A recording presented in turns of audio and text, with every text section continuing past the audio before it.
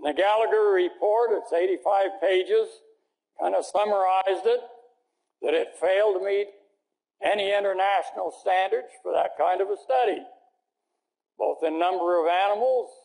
Some of their tests, they only had 3 animals, 3 rats on. Also in the scientific standards for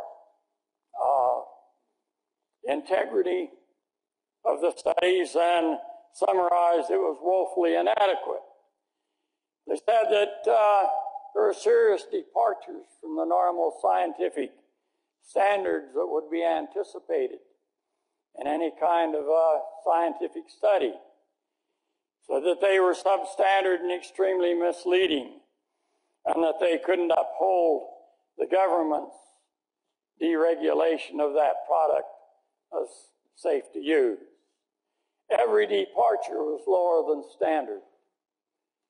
And so we have the only study that I'm aware of that has had a full critical analysis by an objective entity of the data that has been submitted for safety of these products. It came up short of giving you any assurance. And then with all of the other clinical studies, we find that we have an experiment, the largest of its kind, without scientific justification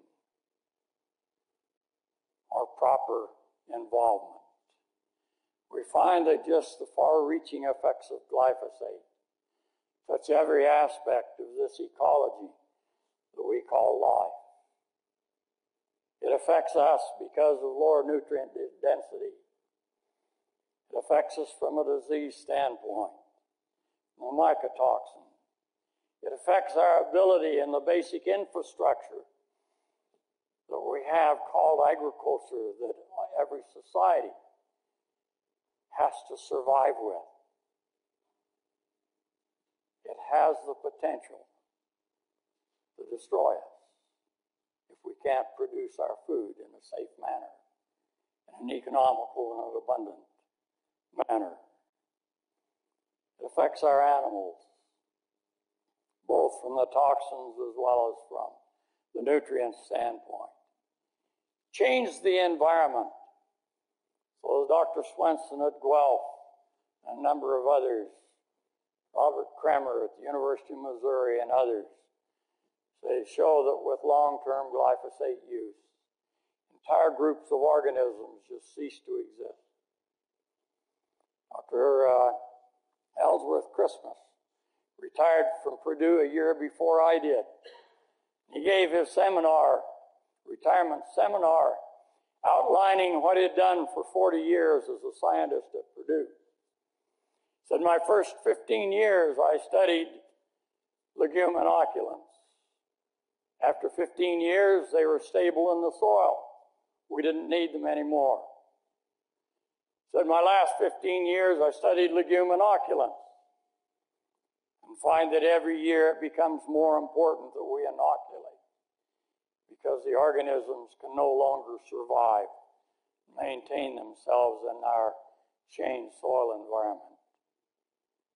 Glyphosate is very toxic to Rhizobium and Bradyrhizobium, and many of those other beneficial organisms.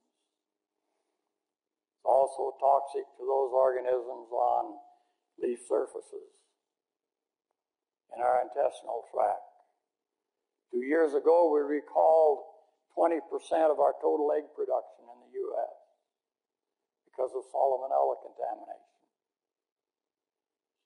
The newspapers reported that in the investigation there was chicken manure present.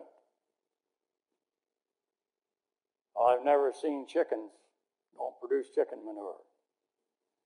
My children have had poultry as a project for their 4-H from year one. We've always had chicken manure present. Newspapers reported that you also had rat droppings. If you have any feed around, in spite of how good your cats are, you're going to have a mouse or two. That's not the cause. What happened to our natural biological controls for Salmonella, for Clostridium, for E. coli? Only takes 1/10 of a part per million to kill those natural controls. But those pathogens are resistant to the glyphosate. So what we had in our enamored enthusiasm for a new science, a new ability to do something, we forgot the scientific precautionary principle, which says that if there's a potential for harm, you always have a buffer proportionate to that potential between you and the harm. And you would regulate a new product based on that precautionary principle. You start out in a pilot project. You do the long-term research. We didn't do that with the GMO. We got a pass on the glyphosate for the most part.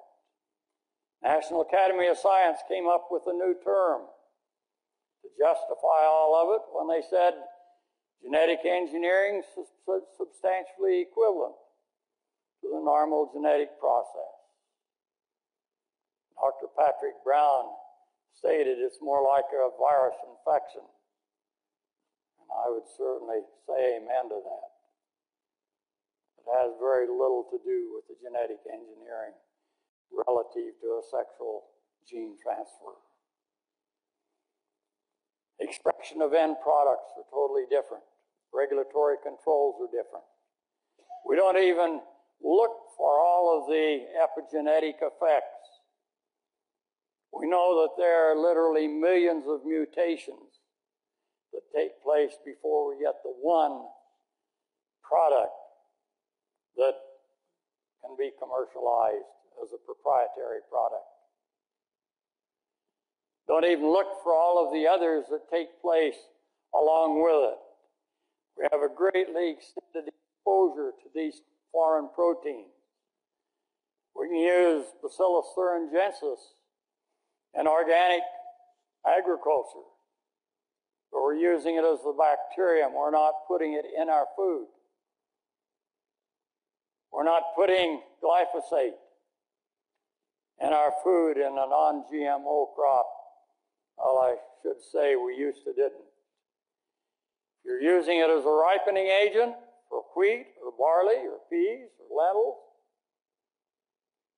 you're putting it out late in the season, that systemic chemical no longer going to be translocated downwards.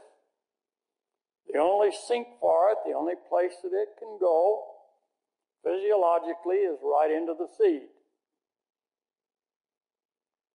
We're increasing the potential problems dramatically in that process. As a scientist, I have to say, who thought of that dumb idea? Now, if I was still farming, I'd say, sure nice to get rid of those late weeds so that I can harvest without having to windrow maybe. But not thinking of the end product and what we're doing to that product.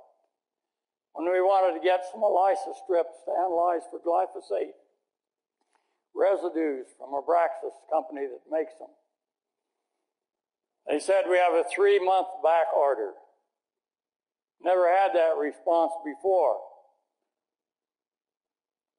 Ask them why such a demand for the strips to detect glyphosate. 2 reasons. One of the main reasons for rejection of export of our crops to foreign countries is excessive glyphosate. Reason why they ran out of the strips was because the malt brewing industry was having to reject the malt barley that had been treated with glyphosate as a ripening agent. Because when they put the barley in the brew mix, it kills the yeast. And you can't get the fermentation. Now, for those of us that have a German extraction, That's a serious problem. It's a powerful antibiotic. Just calling it substantially equivalent is a falsification of what we know in reality. If I could summarize, I think that future historians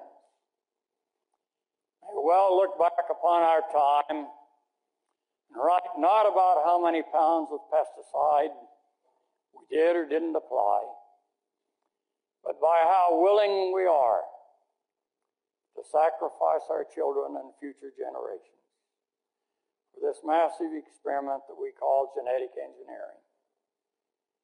It's based on flawed science, failed promises, just to support the bottom line of a commercial enterprise.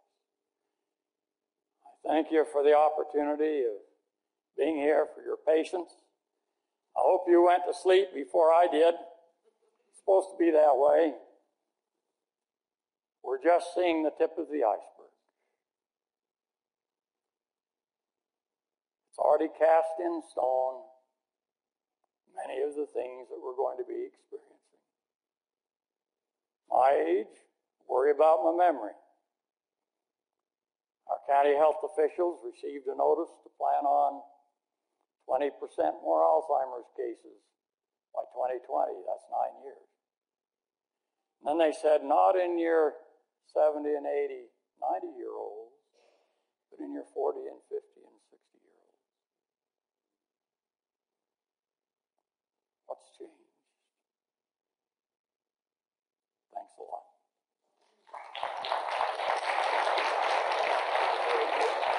Great.